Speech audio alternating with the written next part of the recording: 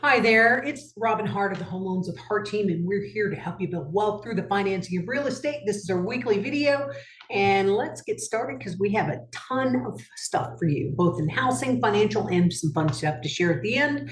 Let's dive into where the rates are. Rates have cooled quite a bit. However, the 7-day average is still hovering right at 7%. Now, this is an average of over 200 lenders across America.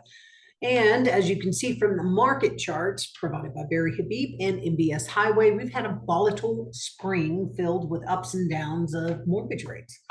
Now, the question I hear the most is this a bubble? Well, while the general line of thought was as rates rise, home values and prices should stabilize or decline.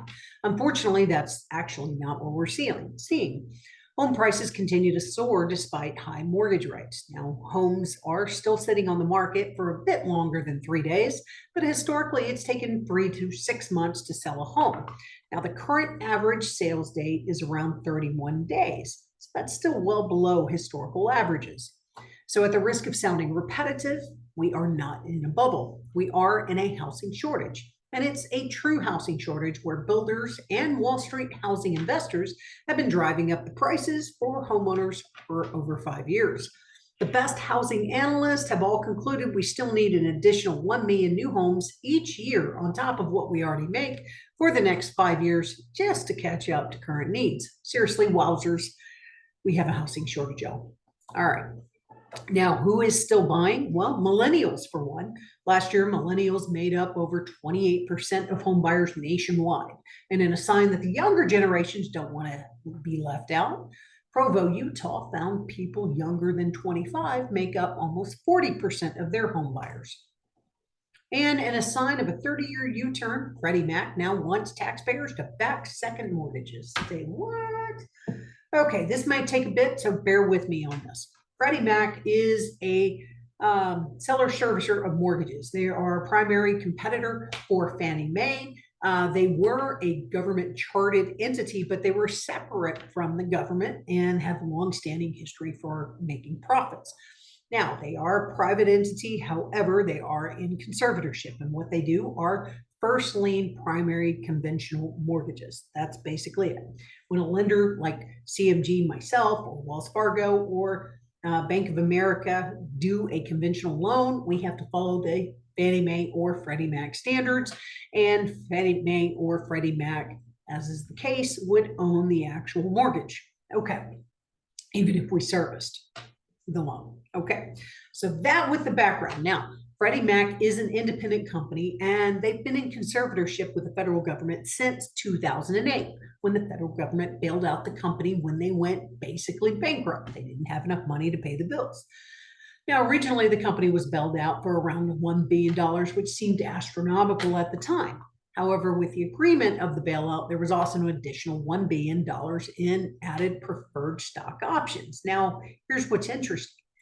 Those additional preferred stock options came at a cost, requiring the company to pay 10% year over year off their profits back to the federal government. Now, most people don't realize this, but since 2008, every single year, the company's been paying the federal government 10% of their profits.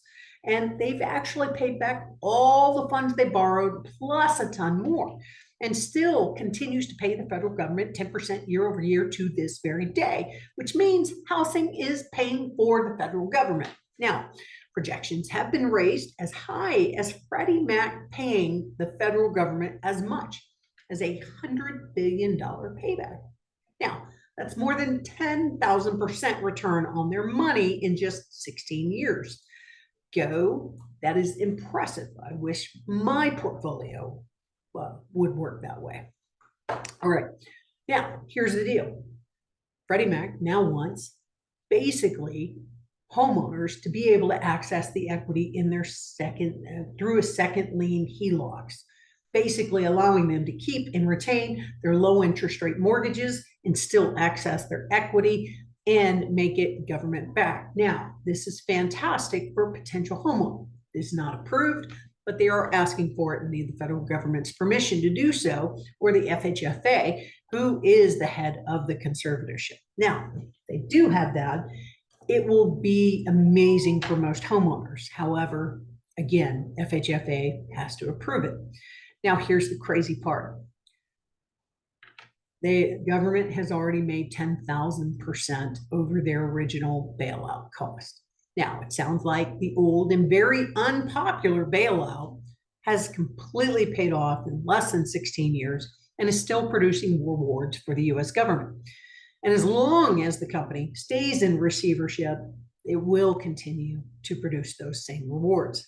The only problem, once the government gets the money, it's kind of hard to shut it off. And it also makes changes very slow to happen. So, is this actually going to happen? Doubtful. All right. Here's some interesting news about the crime in states. Colorado is now third most dangerous state in the country, with New Mexico taking top billing. I was quite surprised by this. Apparently, locally stolen motor vehicles, which is a problem in all 50 states, seems to have cost Colorado as much as $544 million in 2022 alone, and continues to only skyrocket. Now, these stolen autos are a huge problem. They are the number one reason why insurance costs have risen so dramatically on automobiles all the way across the nation. It's also the number one reason for current inflation. You might be surprised. So the good news, states of Texas and Florida didn't even crack the top 10, surprisingly enough. However, we're still paying those high insurance rates. And here's some other fun details. The world's wealthiest cities, obviously New York City, the Bay Area, and LA took some top slots. However, Houston came in at a respectable top 5 with their oil money, while Dallas hit number 6 with Mark Cuban and Jerry Jones. Interestingly enough, Dallas has more than 68,000 millionaire residents and 15 billionaires, according to the report. And Austin came in at the 10th slot, while Miami came in as the only Florida city at number 9. So I guess Ballers wasn't quite that. The TV show Ballers with the football players wasn't quite pulling the weight on that one. So anyway, now for the fun stuff. Apparently Gen Zers continue to take over the world one sock at a time. Yes, that's right. If you want to show your age, show your ankles, according to the Gen Zers. They've canceled ankle socks, and I'm going to have to spend some time this weekend clearing out my sock drawer this weekend to keep up. And this is fun. The age-old question, does art imitate life, or does life imitate art? David, he was one of my favorite characters on Schitt's Creek. In a real-life Schitt's Creek fun, a town of Campo in San Diego County has around 150 residents and has been put up for sale for only a cool little $6.6 million. Can't wait to see what shenanigans fall out of that one. And if you thought California wasn't weird enough, a California man was ordered to keep his boat off site and out of sight.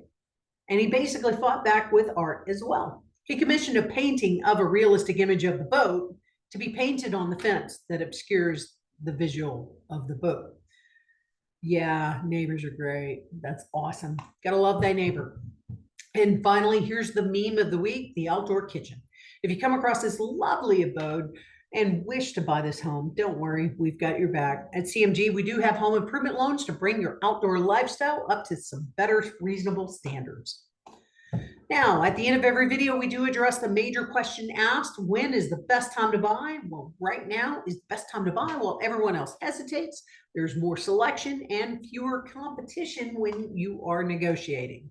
So I'm Robin Hart with the Home Loans of Hart team, where we are here to help you build wealth through the financing of real estate. Have a blessed weekend. We will see you again soon, and have a great weekend. Enjoy that spring weather.